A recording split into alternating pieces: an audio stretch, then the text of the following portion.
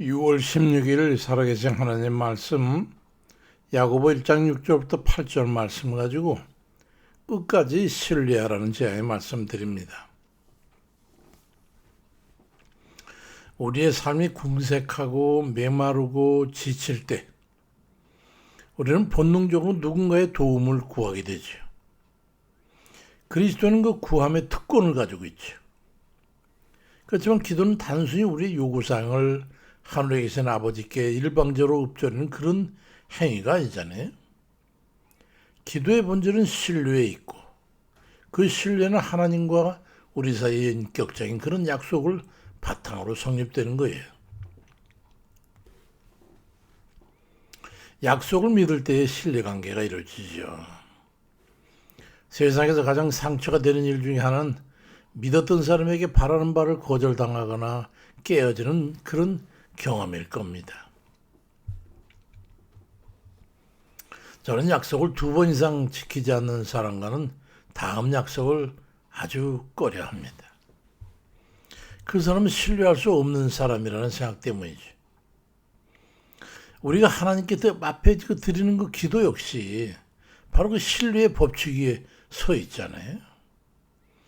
우리 주님께서는 지키지 않은 약속이 없고 그 약속하신 말을 우리가 온전히 믿고 신뢰하는 건 바로 우리 주님께서 말씀한 건 목숨을 걸고 지키셨기 때문에 우리는 그 응답될 것을 기대하면서 기도에 무릎 꿇는 거 아니겠어요?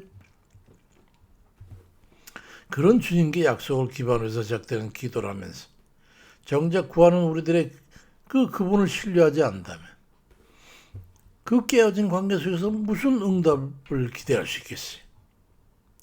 야고보 1장 6절 7절에도 오직 믿음으로 구하고 조금 더 의심하지 말라. 의심하는 자는 마치 바람에 밀려 요동하는 바다 물결 같으니 이런 사람은 무엇인지 죽게 얻기를 생각하지 말라고 말씀하고 있잖아요. 인간의 약속은 결국 환경에 따라서 변하지만 하나님의 약속은 영원히 변치 않잖아요. 하나님은 언제나 신실한 분이죠.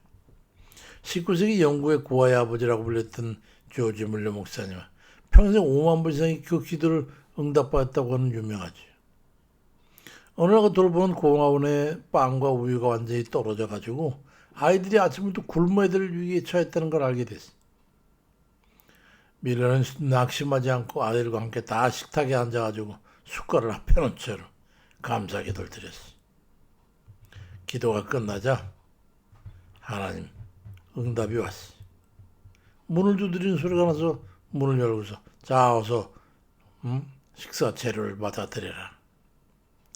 고아원 앞에 지나던 빵마차에 바퀴가 고장나서 빵이 잔뜩 그 상자를 옮길 수가 없으니까 그래서 급 기부하겠다는 그런 빵집 주인의 연락이 왔고 또 뒤이어서 우유 배달을 부른 또 우유가 너무 많이 남았다 그러면서 고아원을 들고 왔어요.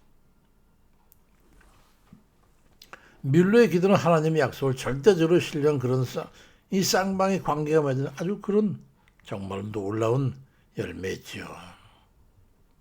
신학자인 칼 바르트는 기도하는 것은 하나님의 신실하심을 신뢰하는 가장 구체적인 행위고 하나님은 자신의 약속에 매이시는 분이기 때문에 행한다고 말했어. 흔들리지 않는 믿음으로 주님의 약속을 우리도 붙잡으시길 바랍니다. 기도를 하면서 믿지 아니하면 그건 헛것이지요. 우리는 종종 기도는 열심히 하면서도 막상 마음속에 불안과 염려를 가득 품고 살아가는 그런 모순을 범하고 있잖아요. 기도를 하면서 믿지 아니하면 그건 결국 헛것이 되고 맙니다. 세 번째 성경인 야고보 1장 8절에도 그는 이중인격자고 언제나 자기가 하는 일을 갈피를 못 잡고 흔들리는 그런 사람이라고 정의를 하고 있어요. 성경은 믿음 없는 기도가 얼마나 무기력한지 우리 가르쳐줌과 동시에 참된 믿음의 기도가 가진 능력을 우리에게 보여줍니다.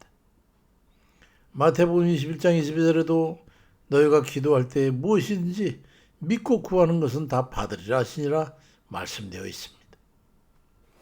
예수님께서 말씀하신 이 절대적인 약속은 기도의 양보다 믿음의 질이 중요하다고 하는 것을 우리에게 가르쳐주죠.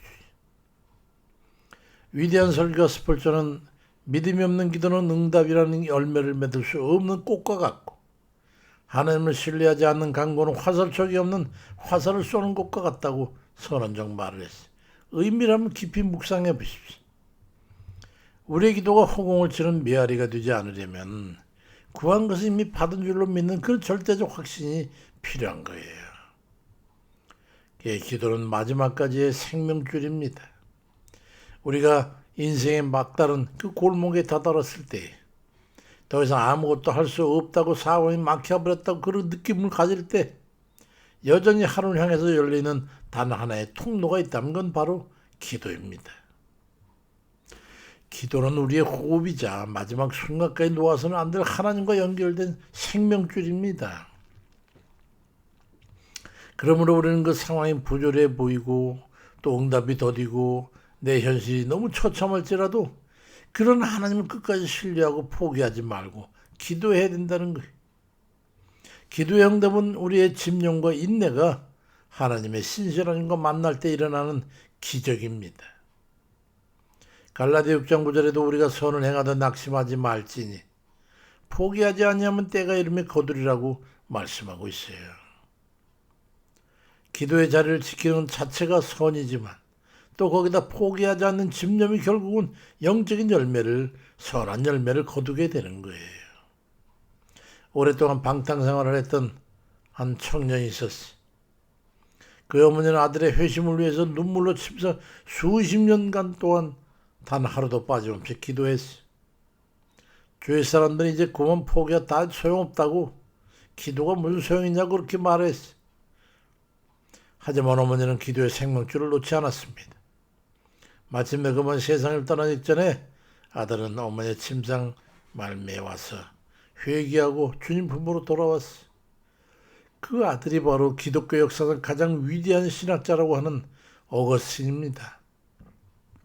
기도의 생명줄을 끝까지 붙잡았던 여인은 그의 어머니인 모니카였지요. 영적 거장인 조지 밀러는 말하기를 인간의 끝은 하나님의 시작이고 기도가 멈추지 않는 한 영적 패배는 존재하지 않는다고 하는 명언을 남겼어. 자기 스스로 그걸 증명했지. 내가 가진 힘이 돼 도저히 버틸 수 없을 때 기도의 줄을 더 단단히 쥐십시오. 포기하십시오. 포기하지만 그는 거꾸로 가는 길을 가서는 안 돼. 끈질긴 기도가 결국은 승리를 가져옵니다. 믿음은 하나님과의 신실한 계약관계를 인정하는 것에서 출발하고, 기도는 그 믿음을 삶으로 증명해내는 거룩한 실행인 것이죠. 응답이 조금 늦어지고 깊은 인내가 필요할 때라도 낙심하여 요동하지 마세요. 신실하신 하나님 아버지를 끝까지 신뢰하시길 멈추지 마십시오. 포기하지 않는 거룩한 집념으로 약속의 말씀을 굳게 붙잡고 마침내 소망을 성취하고 하나님께 영광을 돌리는 그런 신실한 기도의 승자들 다 되시기를 주의 이름으로 축원드립니다. 아멘입니다.